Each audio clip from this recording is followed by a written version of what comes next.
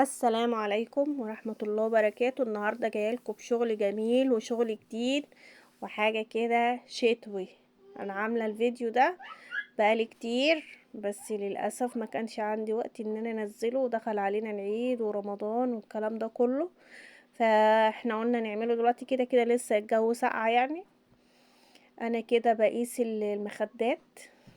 انا قست المخدات 1.50 متر، زي ما احنا بطول القماش من عند البرصل. تمام، خدت كده 1.50 متر، واديني بحط الطرف على الطرف اهو. ده البرصل اللي انا ماسكه منه، ده البرصل. انت هتقصي زي قصة الميلاد بالظبط، البرصل قدام البرصل، وبتقيسي 90 سنتي بتوعك وبتحدديهم وبتطلعي الزيادة. طبعا عرض القماش ده مش زي عرض هو زيه، بس عشان انتوا عارفين ان الدفايات بتورب ومبتجيش معاكوا على طول. بصوا دي اللي طلعت معايا لما كنا بنطلع القطعة دي من المخدات من قماش الملايات، كانت بتعمل معانا خدادية. دي مش هتعمل معانا خدادية، دي هتبقى حوالي 40 سنتي. انا كده براجع في المقاس وبثبت المقاس كويس معايا، لان انا عندي وسوسة جامدة في موضوع المقاسات ده. لازم اقيس من الجنبين اهو. انا كده بفصل اهو، علشان متنسوش اللايك. علشان ايه اطلع المخدتين بتوعي. ده سرير 1.60 متر. هفصل الجنب التاني لوحده، علشان اللي انتوا عارفين ان الدفايات قماشتها تقيلة، وبتبقى مع المقص ممكن تكلكع معاكي، فانتي تاخديها طبقة طبقة. ده كده الجنب التاني.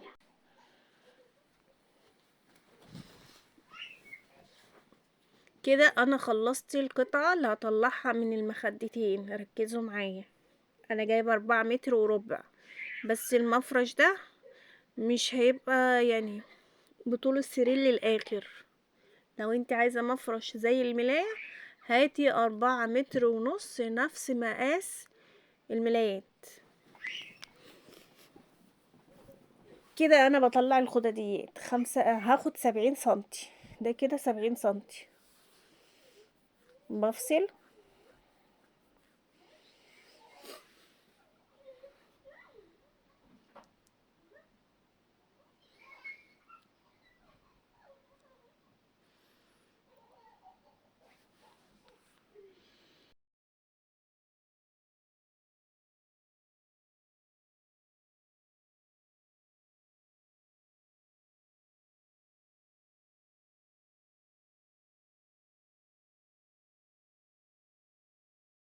مقاس المخدة بتاعتي طولها 70 سنتي. هبتدي اقسم 220 دول على 4 قطع للخدديات. 55 في 55 في 55، 4 قطع. انا كده بقيس اهو.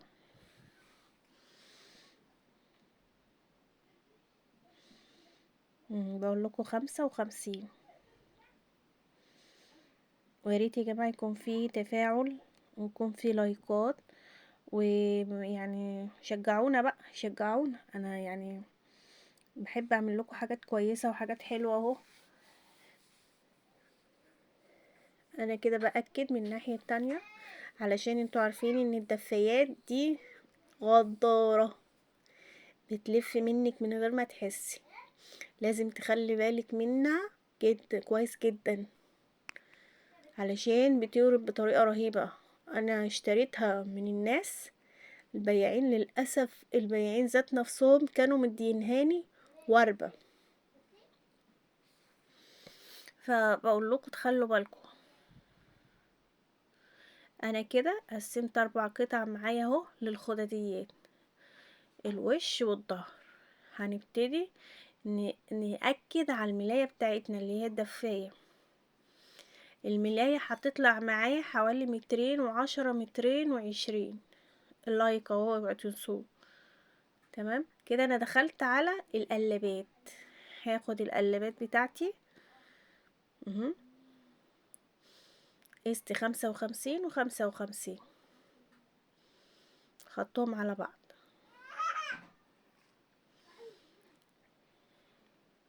تمام كده. وبعد كده هفصل القطعة دي نصين، لان دي زي ما قلتلكوا 40 سنتي، دي القطعة دي اللي احنا طلعناها من المخدات الطويلة ال1.60 متر. كده خلصت. هنخش نقفل بقى على المكنة، والجبير الجميل الرائع ده هو ده اللي هيركب على الدفاية. انا قفلته وعملت اوفر. بصوا بقى الجبيرة الجميلة الحلوة دي، انا هبتدي اركبها وهمشي على الفسطونات بتاعتها. بس لما مشيت على الفسطونات بتاعتها كانت في اتجاه الدفاية من ناحية المطة، فانا ما حبيتش ان انا اكملها للاخر كده، فمشيت بقى على طول، لان هي بتديني شكل الفسطونة على الدفاية، طالعة ونازلة طالعة ونازلة. فهبتدي اغير الاتجاه وامشي على طول كده. انا بتني طبعا انا عاملة اوفر، طول ما انا عاملة اوفر بتني تانية واحدة لان شغل نضيف، فمش محتاجة ان انا اعمل تانيتين.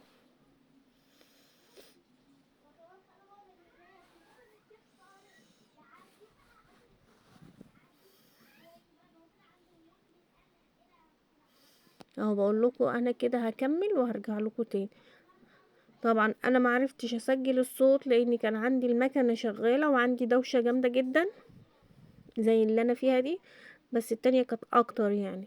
ودوشه المكنه، بصوا الجوبير ركبته اهو، بس هتشوفوه في الاخر.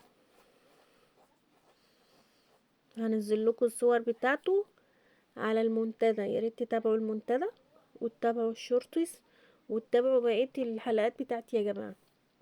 انا كده دخلت على الدفايه على الخداديه، هبتدي اركب الجوبير. هثبت الجوبير اهو. طبعا هنا هثبته، مش همشي عليه واحده واحده، ومش هحدد الفسطونات علشان بيديني المطه بتاعت الدفايه.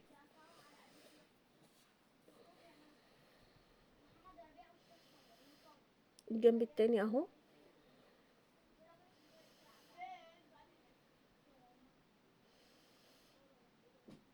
الشكل ده نفس الشكل اللي في الصوره، بس مع اختلاف الجوبير، لاني ما لقيتش نفس الجوبير ده بالظبط.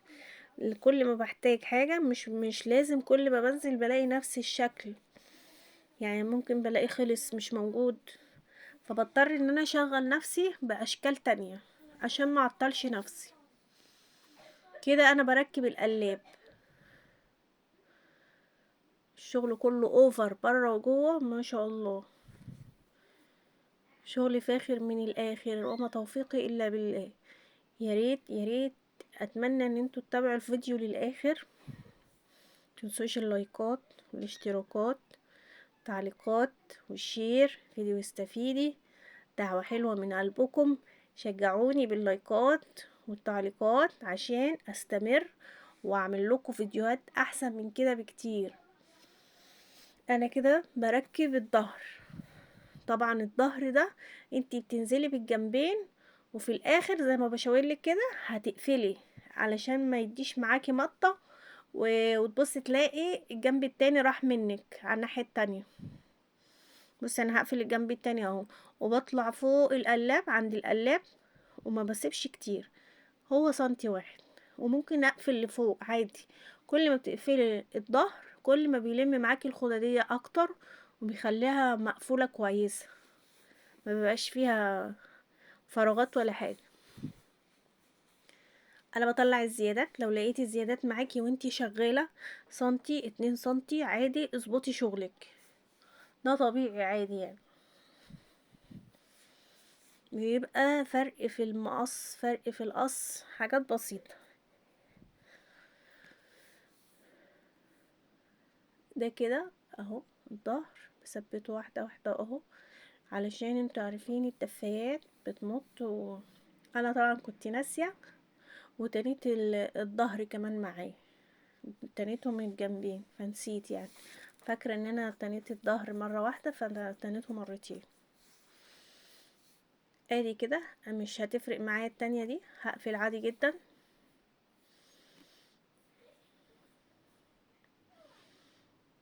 انا بتني كده القلاب.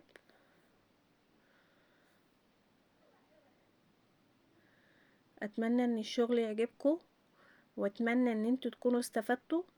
ولو في حاجة مش فاهمينها ياريت ياريت تبعتولي. والتعليقات يا جماعة والتفاعل يا جماعة ده بيفرق